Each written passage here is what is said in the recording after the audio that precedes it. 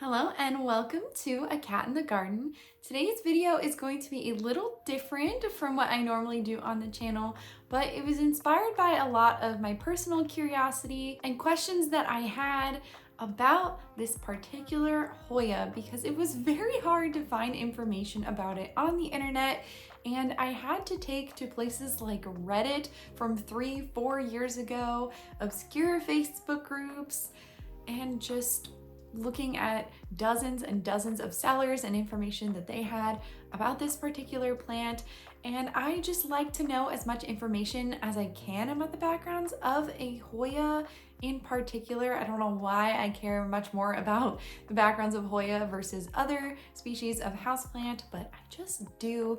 And I figured I would share my findings with you all because I found it interesting and hopefully you find it interesting too. And that is going to be about this Hoya right here. This is the Hoya Wilbur Graves. So what is a Hoya Wilbur Graves anyway? Hoya Wilbur Graves is a cultivar of the Hoya carnosa, selected for its splashy characteristics and some unique leaf shapes from that Hoya carnosa. There are 3 clones of the Hoya Wilbur Graves, all based on their origin. They are the Russia clone, the China clone, and the Thai clone. Unfortunately, I don't have the Russia one. There is also the full silver Wilbur Graves, but in my research, I was not able to find the origin of the silver one. I found some conflicting information on the internet, some people saying it originated from the Russia clone, some from the China clone.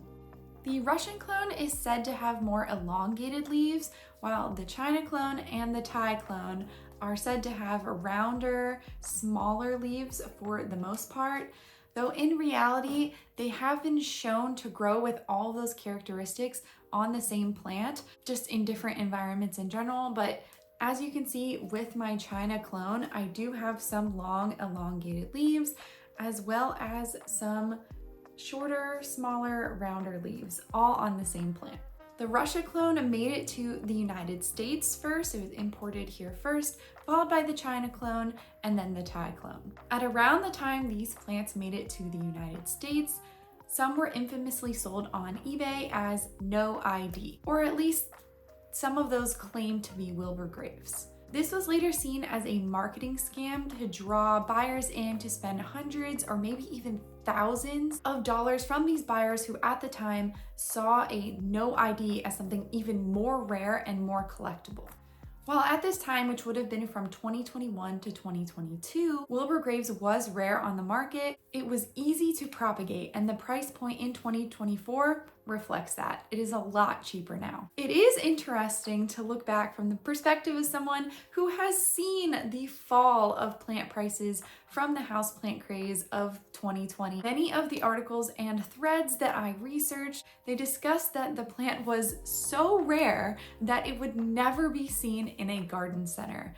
I found that in particular funny to note, and it just shows kind of how dated some of the information about this plant is and how far back I had to go to find information on this plant. One thing I found in particular that was discussed more in some of the older threads is that all true descendants of the Wilbur Graves come from the same mother plants, so they can only really be passed down through cuttings. Now, I do believe this was before growing Hoyas from seeds was more common, so I might take that with a grain of salt now, but it was very interesting to note as people were really placing an emphasis that these had to be passed down by cutting. It does, however, show the importance of knowing the lineage of the plant that you are purchasing, whether you are a buyer or seller. Once that lineage is lost, it is nearly impossible to get it back, as many collectors see a Wilbur Graves that does not have a known lineage as just a Hoya carnosa, because that is the origins of this plant. It was a carnosa that mutated in a way into a new cultivar, and there are splashy carnosa out there, but they're not necessarily a Wilbur Graves. So now we've discussed the different clones of the Wilbur Graves and a bit of the history of it. But what if you wanted to get one of these for yourself? Well, you're in luck because they are quite easy to find nowadays, and their price has dropped dramatically.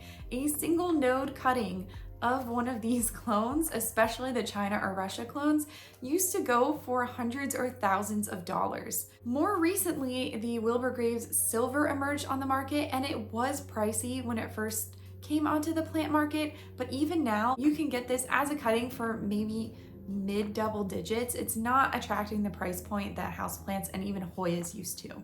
But if you are looking to purchase a Wilbur Graves for yourself, here are some tips that are going to help you select the best specimen for you. At the end of the day, the exact clone that you get does not really matter. For the average collector, if you are really into the minute differences and the different origins and the history of these plants, then by all means, get every single clone. I myself really care about the history of these plants, so I'm going to look to get that final clone that I'm missing, the Russia clone, hopefully soon.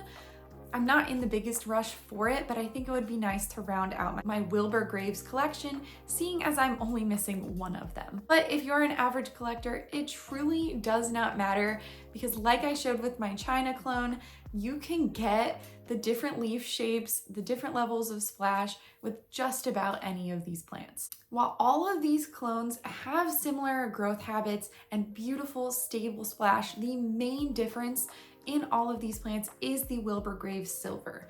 If you are looking for something that is going to be different, if you want to own more than one of these, I would say pick one of the Russia, China, Thai clones and get the Wilbur Graves Silver, because that is going to present differently, as it is supposed to have full silver leaves throughout the entire plant.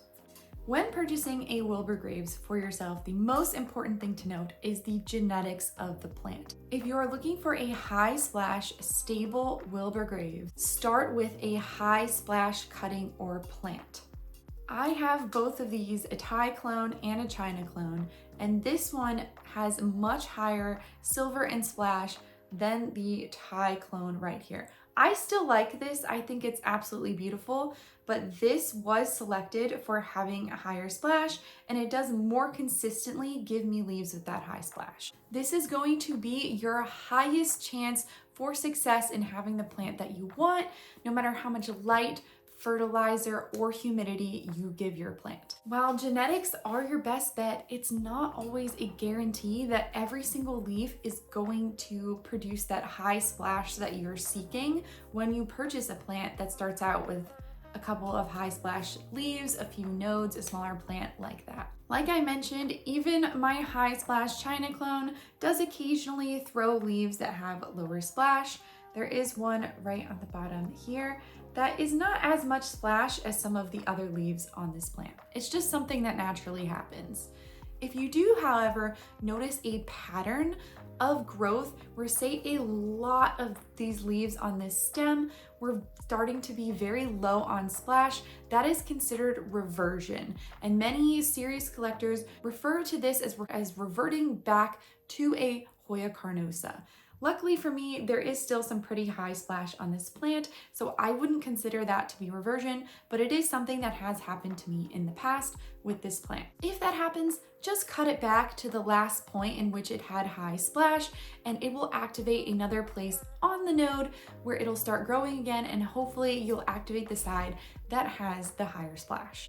It's not the biggest deal in the world, but as collectors, we often seek the most highly stable, beautiful, aesthetically pleasing specimens possible, and you're paying good money for it, so it's only natural to want the best coming out of your plants. So that is my little deep dive on the Hoya Wilbur Graves, originally cultivated from a Hoya carnosa. I find this plant to be really fascinating. There are so many different types of splash leaf shapes on this plant. This China clone that I have in particular, though my Thai hasn't grown too much yet, and my silver is still on the smaller side, but it is growing really beautifully as well.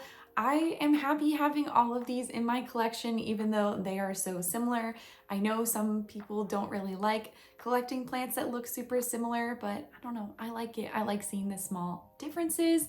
But if you like this video, make sure to give Nutmeg and I here a thumbs up down below and subscribe so you don't miss anything from us here on the channel.